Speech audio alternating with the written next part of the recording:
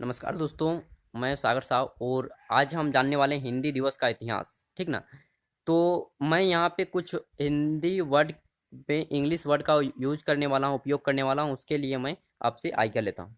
तो देखिए, सबसे पहले तो आज 14 सितंबर हिंदी दिवस है। हिंदी दिवस का इतिहास कुछ रोचक है और बड़ा ही इसमें योगदान रहा हमारे पूर्वजों का। इसमें सबसे बड़ा योगदान रहा है राजेंद्र सिंह जी का, काका कालेलकर का और हजारी प्रसाद द्विवेदी जी का। ठीक ना।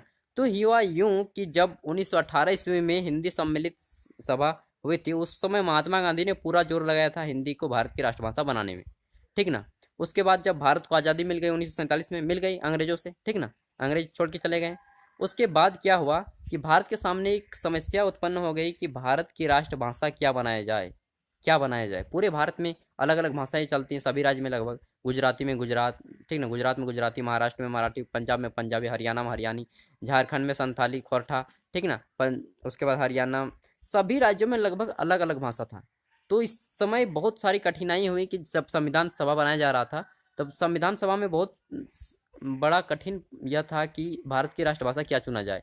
तो इन सब में एक समानता पाएगी कि सभी राज्यों में कहीं ना कहीं हिंदी बोला जाता है और भारत के मैक्सिमम अधिकांश राज्यों में हिंदी का प्रयोग होता था। ठीक है।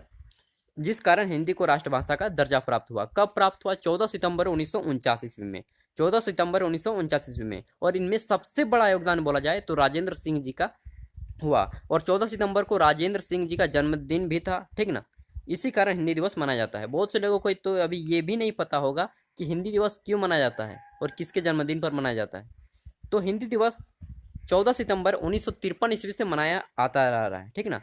14 सितंबर 1953 ईस्वी से भारत में प्रत्येक वर्ष हिंदी दिवस मनाया जाता जा रहा है। ठीक ना। किसके जन्म दिवस पर? राजेंद्र सिंह जी के जन्म दिवस पर। बहुत से लोगों को ये भी नहीं मालूम होगा कि 14 सितंबर को हिंदी दिवस होता है। ठीक ना। हिंदी दिवस नाम का भी कोई चीज होता है। क्यों? क्योंकि वो अंग्रेजों की औलाद है।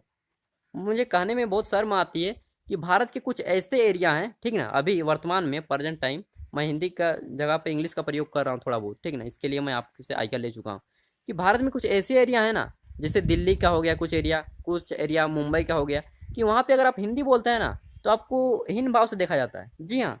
अगर आप हिंदी बोलते हैं, वहाँ पे हिंदी का प्रयोग करते हैं, तो हीन भाव से देखा जाता है।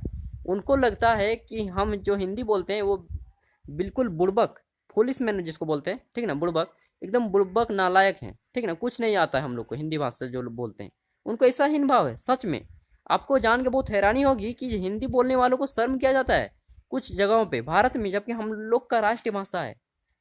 और बता दें कि पूरे विश्व में हिंदी तीसरा स्थान प्राप्त करता है। जी हाँ, पूरे विश्व में हिंदी का तीसरा स्थान है बोलने में। पहला है अंग्रेजी, दूसरा है चीनी और तीसरा है हिंदी। फिर भी हम हिंदी में शर्म क्यों करते हैं बोलने में भाई? पूरे भारत में हिंदी का प्रयोग ज़्यादा से ज़्यादा किया जाए। ठीक ना। और इन्हें हम अगर नहीं करें तो 50 साल में मैं बोलता हूँ, अगर हम इसे नहीं बचाएं तो आने वाले 50 सालों में हिंदी की स्थिति कगार हो जाएगी, लुप्त हो जाएगी, बिल्कुल कगार की स्थिति में हो जाएगी। जी हाँ, कगार की स्थिति में। और इसे हमें बचाने की ज़रूरत है।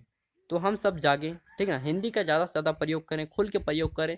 और यहाँ तक कि अब अंग्रेजी स्कूल के बच्चों को देख लें, सरकारी स्कूल में, ठीक ना, सरकारी स्कूल में तो हिंदी पढ़ाई होता है, लेकिन अंग्रेजी में हिंदी का प्रयोग लगभग ना के बराबर होता है। कुछ बड़े बाप के बेटे जो होते हैं, वो अपने मतलब बड़े बुजुर्ग होते, मतलब बड़े घर के लोग अपने बेटे को ऐसे लोगों के साथ रहने से मना करते हैं, ऐसे बच्चों के साथ खेलने से मना करते हैं जो हिंदी बोलते हैं। जी हाँ, आप देख सकते हैं। और मैं इसी को यहीं पे समाप्त करता हूँ आज 14 सितंबर हिंदी दिवस के रूप में। ठीक ना। हिंदी का प्रयोग करें, रक्षा करें। धन्यवाद।